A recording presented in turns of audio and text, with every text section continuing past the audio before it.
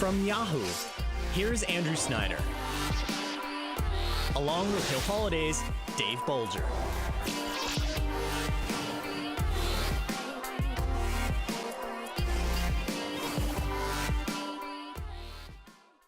Today's discussion is titled The Future of Television Programming. When we put this together, we could have had traditional broadcast networks up here, but we chose Yahoo. So the question is the future of television programming online?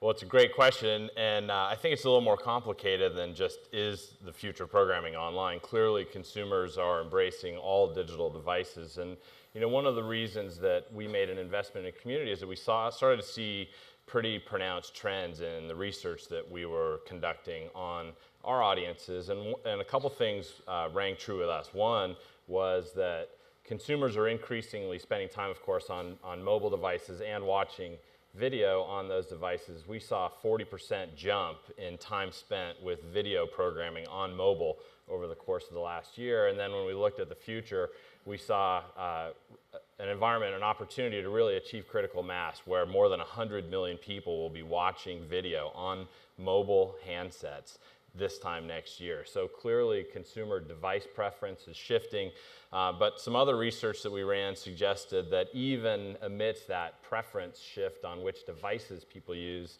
to engage with content, their expectations on quality programming aren't changing at all. Our research showed that 77% of consumers expect to find high quality television style, long form 30 to 60 minute programs as they move their video viewing habits to digital platforms. And it signaled to us that if consumers are shifting the way that they're watching video, you still have to program great original programming to them. And moreover, when we ask consumers which genres are most compelling to you in this new digital environment, two genres popped. The first one was comedy, and the second one was live music. And so you saw the community announcement on the heels of the discovery of those insights. And in fact, we made a big move last year during the upfront season into both comedy, long-form programming, as well as a much bigger play into music. So the bets that we're making on shows like Community are really driven by those insights, trying to be smart and data-driven, but also make sure that we continue to connect with consumers as they move across platforms. So at the new fronts this year, Yahoo, along with a lot of your competitors, it was all about original content. Microsoft spent a lot of time talking about Xbox Entertainment Studios and the big bet they were making on original content. Yeah, AOL was talking about content. But then only a few months later, Microsoft announced they were shutting down Xbox Studios. So that begs the question. Now, of course, they're in the business of selling hardware. You guys don't have that issue. But it still begs the question about monetization. So, room full of advertisers, you guys are making a bet into original content. I imagine advertising is a big part of the monetization of that. Yeah, no doubt. I mean, obviously, anytime we make an investment like the ones that we've made in the program that I just talked about, advertising and our ability to be profitable is an important part of the calculation there. And so, of course, we're looking at it, and we see it as part of a long-term move to offer the best programming to consumers, regardless of which device they're on, and also across genres that we think matter to them the most. And and then once those consumers are on our properties, making sure that their experiences, both with the content and the advertising, is as personalized and as relevant as it can possibly be. So monetization, of course, is a big part of the strategy, but the investments we're making in content are very much aligned with our vision on how we see the advertising opportunity unfolding as well. And a lot of people ask what's happening as you make these investments into television style programming, and in addition to what we saw here with Community, it's worth noting that there are a couple of other original series that we now have in production. One with a guy named Mike Tolan, who is a producer of Arliss and One Tree Hill and Varsity Blues. Another with a guy named Paul Feig, who's one of the top directors and producers in Hollywood, was a director of Bridesmaids and many of the most noteworthy episodes of The Office. That show that we have in development with him is a workplace comedy set on a spaceship, so totally new breakthrough concept. In all those cases, the television model still persists, right? There's still an opportunity to be integrated into the storyline. In fact, we already have concepts drafted with brands on many of those shows today. But then, because of the technology that's present in digital, it gives us some new opportunities that we plan to take advantage of as well. Are the opportunities in the show that you mentioned, is there greater flexibility because it's not a traditional broadcast network?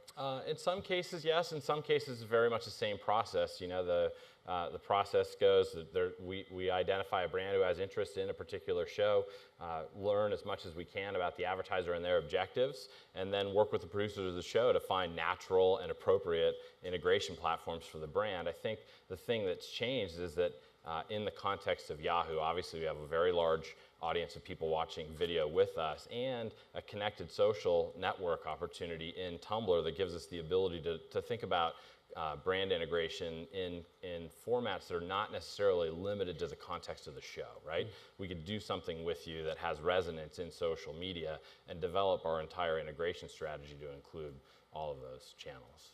So one of the things I'm interested in, you mentioned a lot of these big bets that you're making. When Yahoo is designing or developing programming or making programming decisions, and you mentioned devices, how much of this device play into the programming decisions? So you took a television show off of NBC and bringing it on Yahoo, but then a show like Burning Love starts as a web program and has been pushed into traditional television. Yeah. Is there a difference? Do you guys plan that way? So there's two questions there. One is what's the role of the product, the technology product that powers the experience? And then the second one is how do you think about video formats and lengths if you're sourcing original video programming? Let me tackle both of those. Please. And keep me honest in case I don't answer your question. Wrong. In the case of the technology and the product, absolutely it is first and foremost for us. So about a year ago, just over that, we relaunched our video viewing destination, which is called Yahoo Screen, to be a true mobile first experience. In fact, built by our mobile development team. So that with the idea being that whether you engage with the content on Yahoo Screen through an app experience or find it on the desktop, it looks and feels very much the same. It's really the first totally integrated product experience that loads quickly and then offers great content. So the programming comes after you have a great content experience, and that was the sequence for us. Build a great product, make sure it is best in class, and then infuse it with great content. Now in the case of Burning Love and also some of the other originals that we're developing, for sure, as you point out, there's an opportunity for that programming now to essentially follow the opposite paradigm. 5 years ago, it would be unthinkable that you'd have a straight to digital original production that would then end up on television. That was exactly the opposite of what was happening. Burning Love showed us that if you build great programming and an audience of 10 million people in its very first season, television networks are interested in adding that programming back to a television distribution footprint. So I think that was the first example that we saw of our programming then migrating back to television. But certainly I think as we look at the future, we have the idea that you create for the format, right? Create for the way that people consume on various devices, and leave open the possibility in the production that there might be supplemental distribution even back into linear formats down the road. So Mike and Stacy mentioned at the beginning of the program this morning that Holliday commissioned a research study, and one of the interesting things is that we're talking about the future of television, but 91% of the respondents still identified the television as the main screen of choice for watching television content. Mm-hmm. Now, I would argue that less and less people are thinking about TV versus I'm going to watch it online versus TV, but if given the choice, they settle for the biggest screen in the house still. The younger you get, the less that's true. So I guess as you think about designing for the device first, the experience first, how much does the big screen play into it, or is it just about the content? It doesn't matter what screen? The big screen's powerful and certainly an important part of our distribution opportunity, as we talked about earlier. But I think there's something else going on in television which is interesting, which is now that you have smart TVs, there's a new opportunity, which is to observe what consumers are doing, what television programming they're watching on that bigger screen, what ads they're exposed to on that larger screen, and in the future then connect that back to digital viewership as well, so that we can help brands understand what are people choosing to watch on that big screen, and then as a result of either exposure to programming or to advertising, what do they do as a result when they go back into their digital content consumption.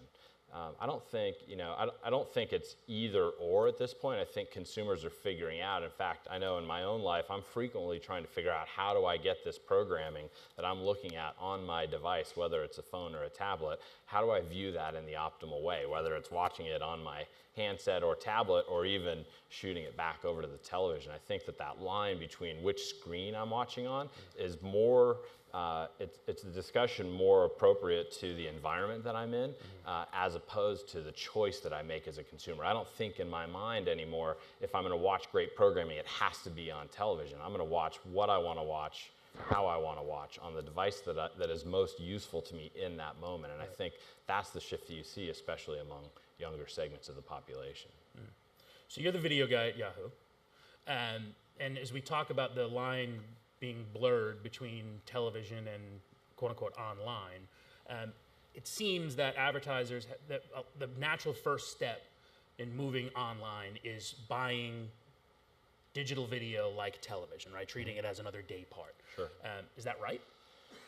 It's certainly an easy first move, and I think there are probably a lot of brands here that would agree with this. I think 2 years ago, making that decision to start buying digital video audiences in the same way that you're buying television would have been difficult. It would have been tough to identify audiences. It would have been difficult to get third-party verification on the delivery, and you would have great concerns about whether your ads were actually seen.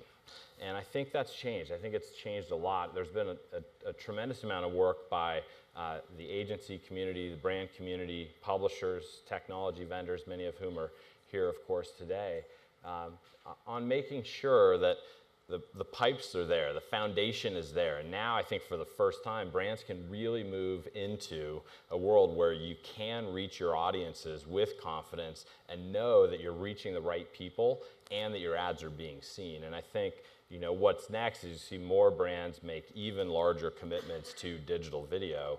And then following that, you'll see brands get even more sophisticated about the types of targeting that they deploy. The technology, of course, that's available in digital advertising is extraordinary, and brands will have a very exciting opportunity to identify not only broad-scale audiences that can drive reach in much the same way that television does, but also to get very specific about who you're targeting and who's seeing those ads. You up for some Twitter questions? I'd love some Twitter questions.